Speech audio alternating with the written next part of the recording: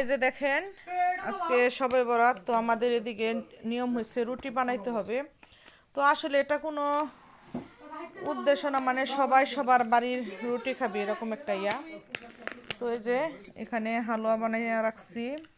তো এগুলা চালের রুটি, আর এই যে এগুলা আমি বানাইছি এই দুইটা।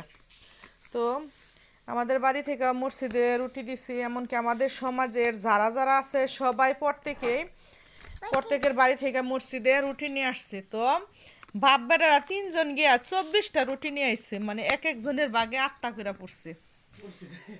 মানে এক একজনের বাগে যে দেখেন 8টা করে রুটি পড়ছে। তো এই যে এই এতগুলা রুটি এই যে মসজিদ থেকে নিয়ে আসছে, মানে কি বলবো, মানে যা দিছি তার সাথে ডাবল পাইছি। তো এইখানে হচ্ছে তাদের বাপ বেটা 3 জনের ভাগের রুটি। তো এই যে এখানে আমার হাতের বানানো, এই যে আমি নিজে বানাইছি এটা, তারপরে এটা। তো এগুলা রেখা দিছি পলিথিনে বইরা রাইখা দিছি, যাতে সাইড দিয়ে শক্ত হয়ে যায়, আর বাসি রুটিগুলা খাইতে অন্যরকম মজা। আর এই যে মসজিদ থেকে মানে হালুয়া।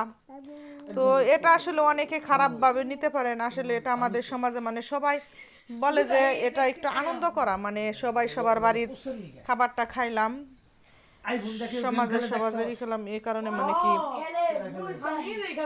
এই আয়োজনটা দেওয়া।